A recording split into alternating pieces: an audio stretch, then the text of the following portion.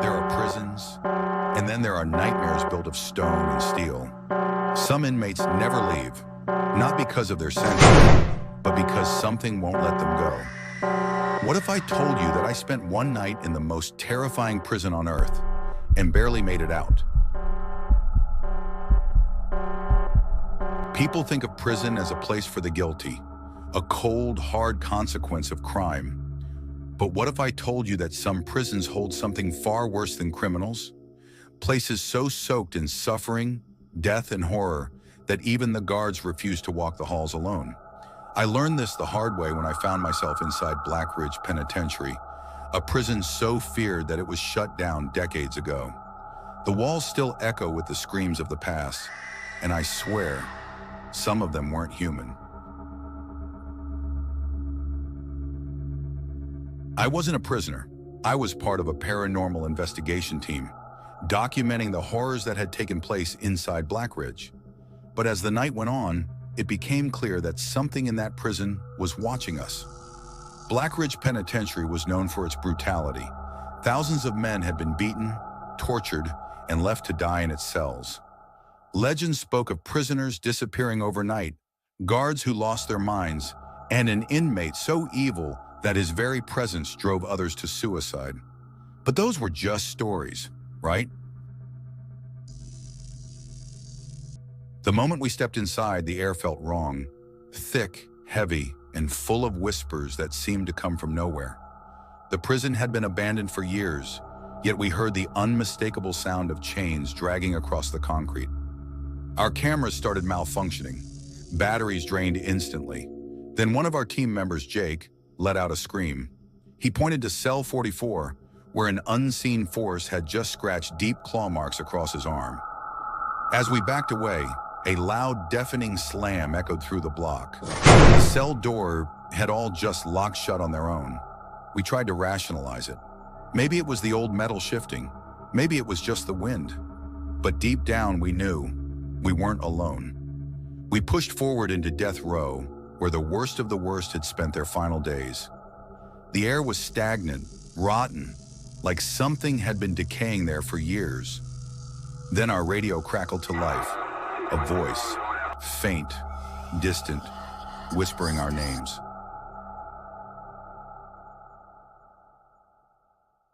Then out of the darkness it appeared. A tall, skeletal figure emerged from the void of shadows. Tall, skeletal, its head cocked at an unnatural angle. It wasn't moving. It was staring right at us. Then, in a voice that wasn't human, it whispered, "You don't belong here." The temperature dropped instantly. Our breath turned to mist.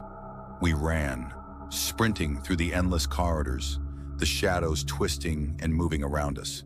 The doors slammed one by one, as if the prison itself was trying to trap us inside. Then Jake screamed.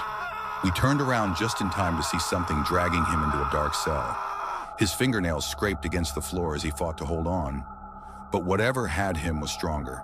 And then, he was gone. Silence. Just the flickering lights and the sound of my own heartbeat pounding in my ears. I don't know how long we searched for Jake. It felt like hours, but time seemed different in there. Warped, stretched.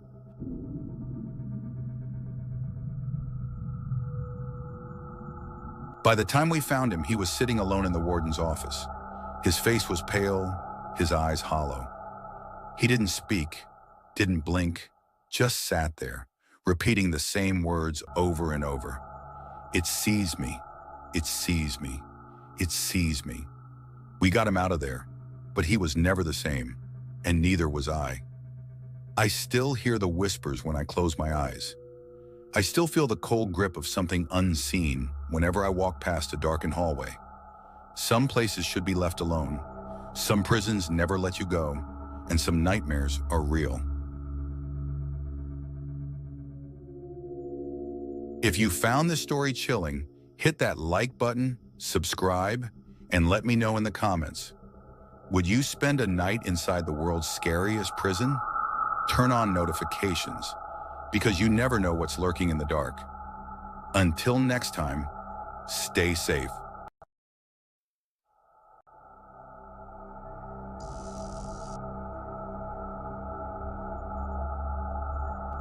There are prisons, and then there are nightmares built of stone and steel.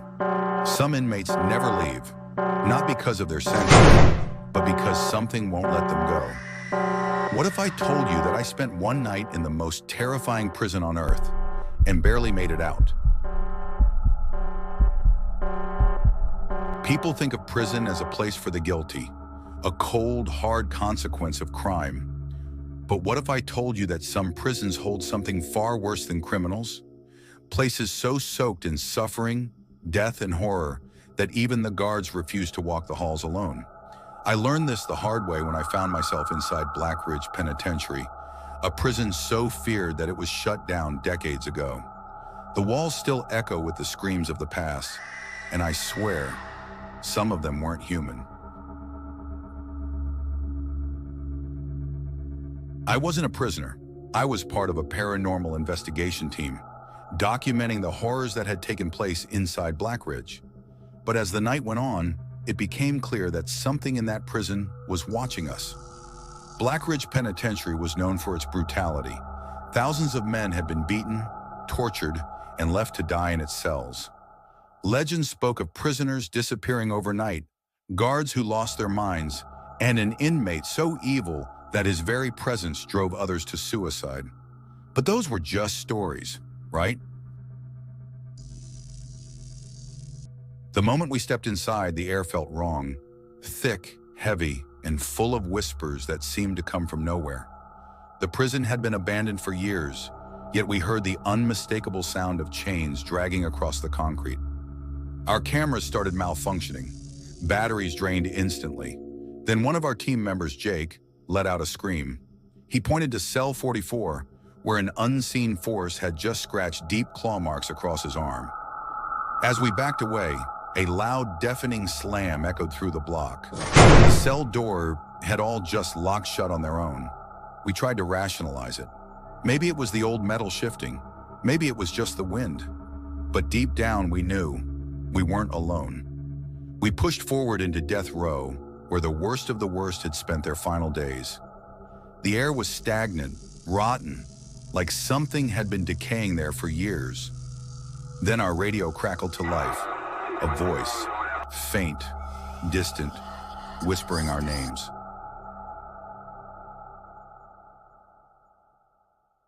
Then out of the darkness it appeared.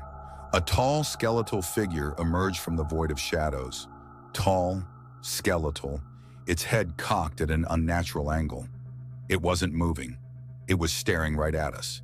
Then, in a voice that wasn't human, it whispered, "You don't belong here."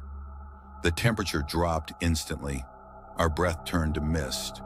We ran, sprinting through the endless corridors, the shadows twisting and moving around us. The doors slammed one by one, as if the prison itself was trying to trap us inside. Then, Jake screamed. We turned around just in time to see something dragging him into a dark cell. His fingernails scraped against the floor as he fought to hold on. But whatever had him was stronger. And then, he was gone. Silence. Just the flickering lights and the sound of my own heartbeat pounding in my ears. I don't know how long we searched for Jake. It felt like hours, but time seemed different in there. Warped, stretched.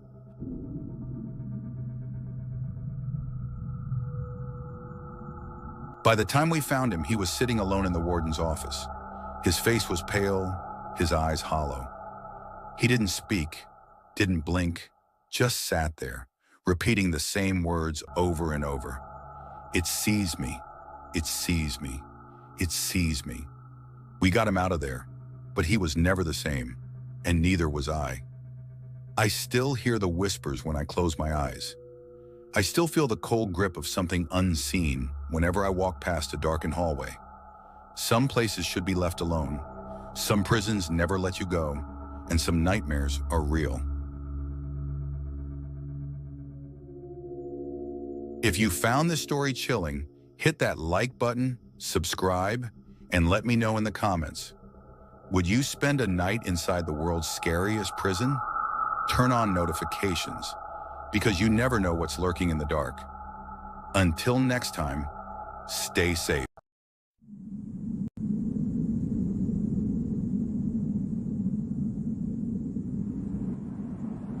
Forests are supposed to be peaceful, places of beauty and escape. But when the sun sets and the shadows creep in, the woods become something else entirely. A place of fear, whispers, and things that should not exist. These are true encounters from people who ventured into the woods and came back with nightmares. I love camping. The quiet, the isolation. It's always been my escape from the noise of everyday life. That's why one weekend, I decided to go deep into the forest alone. I had done this plenty of times before, so I wasn't worried. The first night was peaceful. I set up my tent, started a fire, and just enjoyed the stillness of the woods. The only sounds were the occasional crack of the fire and the distant rustling of trees in the wind. At least, that's what I thought. At some point I heard something, a whisper, faint, almost like the wind was carrying a voice through the trees. I didn't think much of it at first, brushing it off as my imagination. But then I heard it again, and this time, it was unmistakable. It was saying my name. I froze. My body went cold. I told myself it wasn't possible. No one knew I was here. No one. I slowly unzipped my tent and peeked outside, scanning the darkness. My fire had died down to embers, casting just enough light to see a few feet in front of me. But beyond that, just pitch-black woods. I held my breath, straining my ears for any sound. Nothing.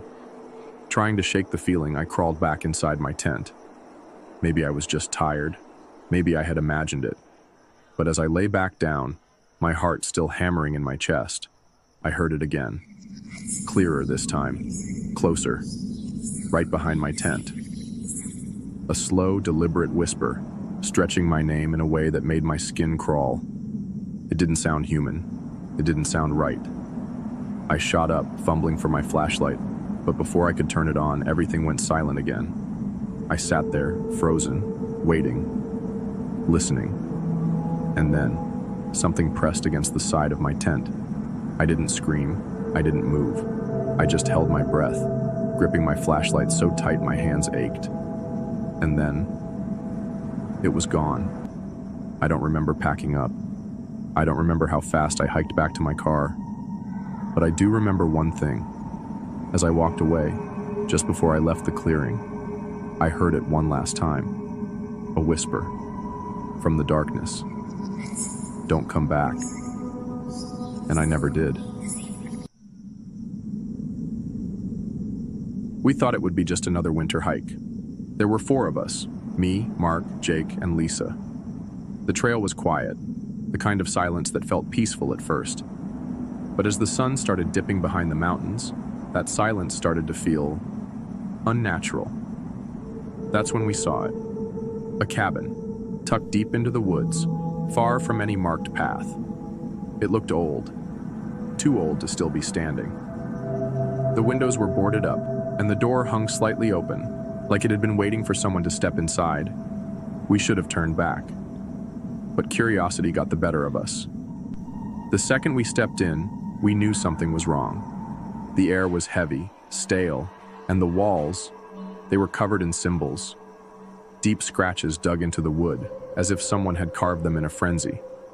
Mark ran his hand over one of them. The moment he touched it, he shuddered, said he felt a chill crawl up his spine. We laughed it off, but something in his face told me he wasn't joking. Then the door slammed shut. Hard. Jake rushed to open it, wouldn't budge. That's when we heard it. Movement outside. Through the cracks in the wood, we saw them. Figures. Shadowy, motionless figures standing in the trees. Watching us. Their eyes, if you could even call them that, were hollow. Empty. No one spoke. No one moved. Then, without warning, the door suddenly gave way. We stumbled out, running, not looking back. But the figures, they didn't chase us. They just stood there watching. We never spoke about it again. But sometimes, late at night, I still feel like something is watching. And I know. We were never supposed to leave that cabin.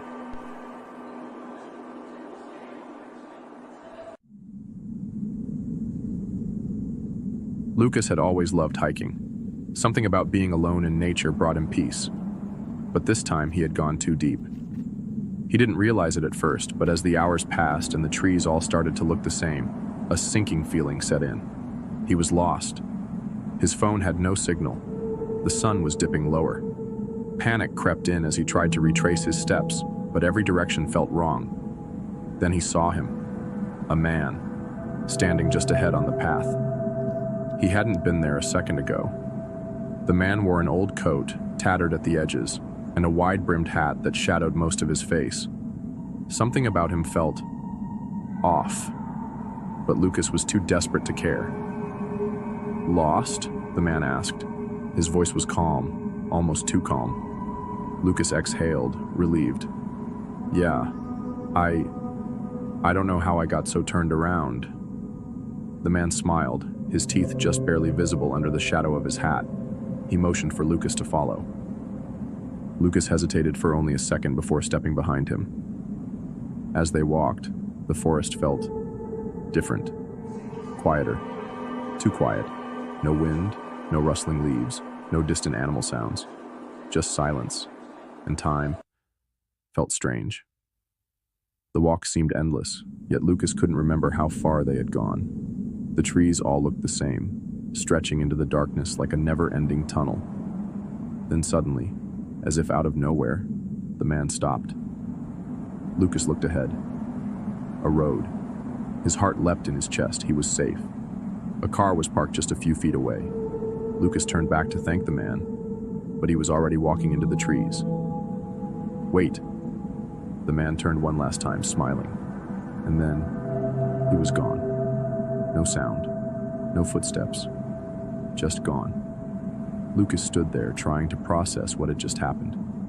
Then, his eyes landed on the car's window, and his stomach dropped. In the glass, he saw his own reflection, the trees, the empty road behind him, but no man. He had never been there, or had he? If you enjoyed this story and want to hear more like it, don't forget to hit that subscribe button and turn on notifications so you never miss a new upload. Leave a like if you love creepy stories and let me know in the comments. Would you ever go back to that forest? Or would you burn the map and never look back? Thanks for watching, and remember, some places were never meant to be found.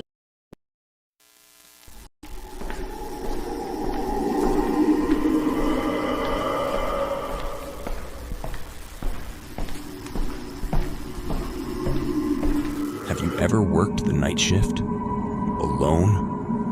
Ever felt someone watching you, but no one was there? They say nothing good happens after 3 a.m.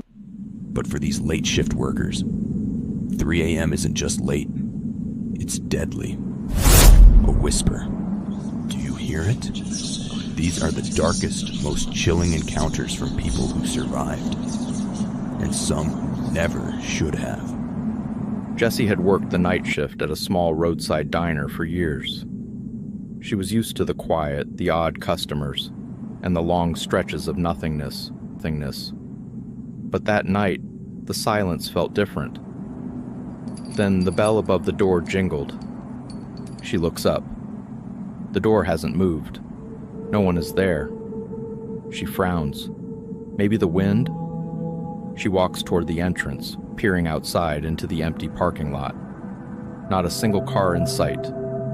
But as she turns back toward the counter, she hears it. A faint whispering voice coming from the kitchen. Help me. It's so cold. Jessie freezes. She swallows, trying to rationalize it.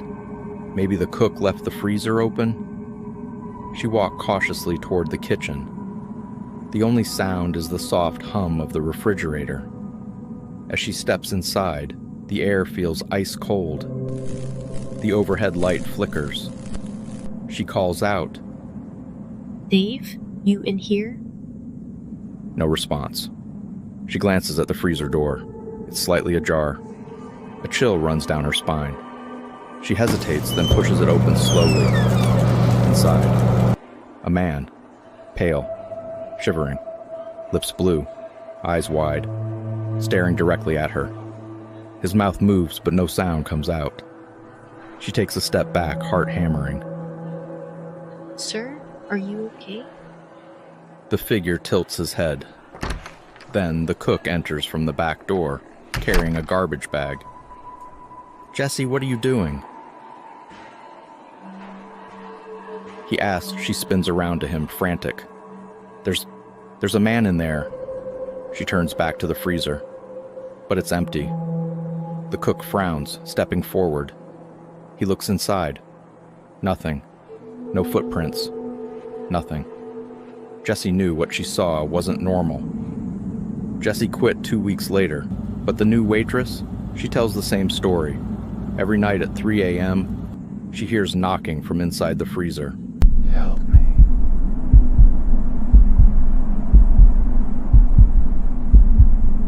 Hospitals at night are eerie places, too quiet, too empty. But for Nurse Rachel, that wasn't the worst part. A patient coded on the ICU floor earlier that night. Rachel was writing notes at her station. The beeping of heart monitors echoes down the hall. 3:12 a.m. She stretches, glancing at the screen. Her eyes widen slightly. Room 402. The monitor is active. The patient is moving. But there's a problem. The patient in 402 died 2 hours ago. She blinks, staring at the screen. Then, the room's call light flickers on. She hesitates, then slowly gets up, heart pounding, walking toward the room. Rachel stepped into the dimly lit room. The bed is empty. Sheets neatly tucked. The air is ice cold. Hello? Silence. Then, a soft rustling. She spins around her own reflection in the dark window, stares back at her. Only, her reflection isn't moving. A soft, shuddering breath behind her. Rachel bolts out of the room, slamming the door shut. The beeping stops. The call light goes dark. When she checked the surveillance footage later, there was a shadow standing inside the room when she walked in, but it never left.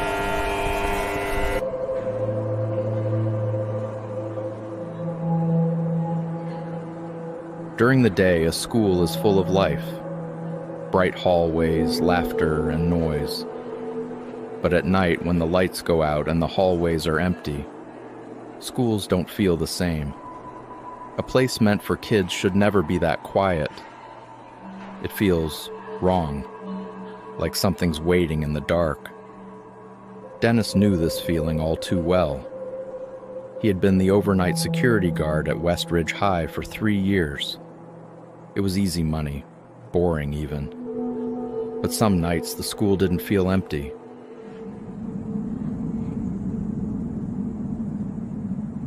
Dennis leaned back in his chair, sipping coffee, watching the monitors.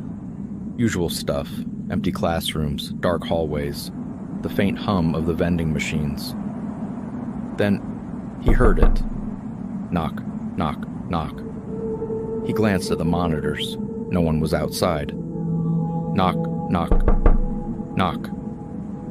His stomach dropped. It was coming from inside the school, but he was alone. The front doors were still locked. He hesitated, then stood up, gripping his flashlight. Slowly, he walked to the door, placing his hand on the knob. His breath felt thick in his throat. He swung the door open. Nothing. An empty hallway. The dim, flickering overhead lights buzzed. But as he stepped out, he felt it. The air was colder, wrong, like something had just been standing there. Then down the hall, a classroom door slowly creaked open.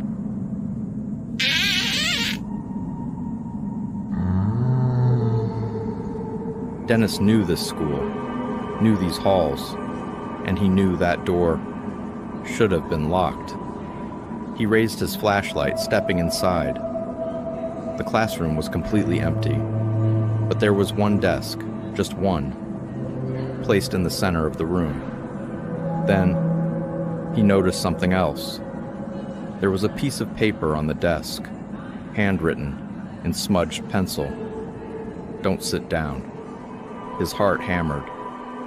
A gust of cold air rushed past him. The classroom door slammed shut behind him. Dennis whirled around, gripping the handle. Locked. It was locked. Then he heard it. A faint, rasping breath, directly behind him. He turned slowly. The desk was no longer empty. A shadowy figure sat in the chair. Dennis stumbled backward, his mouth dry. The figure was wrong. Its head twitched. Its body convulsed in jerky, unnatural movements. Like a glitching video, it raised its head and smiled. The grin was too wide, too many teeth. A grin that wasn't human. "You shouldn't be here." The lights exploded above him. The room plunged into darkness.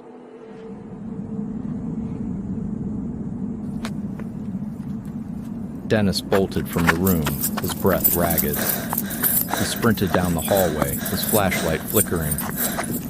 The air felt wrong. The school wasn't empty anymore. Then ahead of him, a figure stepped into the hallway, just standing there, motionless. Not a student, not human. He stopped dead, his hands shaking. The figure was tall, too tall. Its neck tilted at an unnatural angle. Its arms were too long. Then it twitched forward. One step, then another. Dennis didn't wait. He turned and ran. He ran toward the stairwell, shoving the door open, and froze. Down the stairs, in the darkness, there were faces staring up at him. Dozens. Eyes black, mouths stretched into wide, unnatural grins. Then, they started crawling up.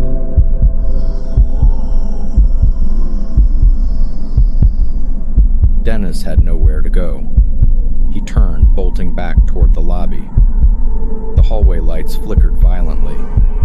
His own footsteps sounded distorted, echoing too many times like there were others running with him.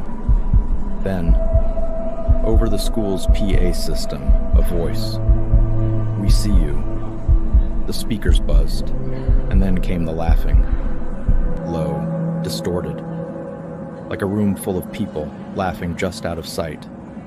Dennis stumbled into the security office, locking the door behind him. His hands trembled as he grabbed his radio. "This is Dennis. Something's in the building. I need..." The radio cut to static. Then, through the speaker, the sound of breathing, right next to his ear. He turned to the security monitor. A figure was standing just outside his office door, staring at the camera.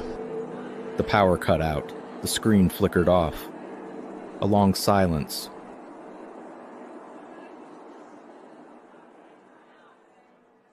Dennis sat in the dark, his hands still shaking. He could still hear it, the whispering, just outside the door.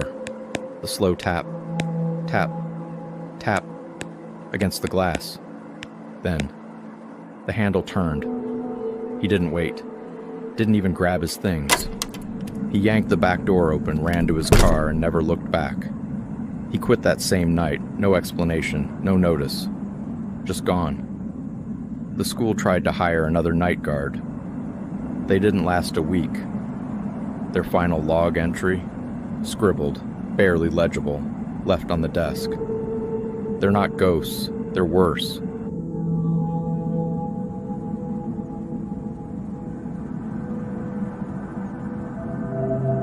What do you think about these horror night shift encounters? Have you ever experienced something eerie on the job? Share your thoughts and any horror stories in the comments below. I'd love to hear them. Thanks for watching. If you enjoyed this video, don't forget to subscribe, like, share, and comment to keep the horror alive. More chilling stories are coming soon. Stay tuned.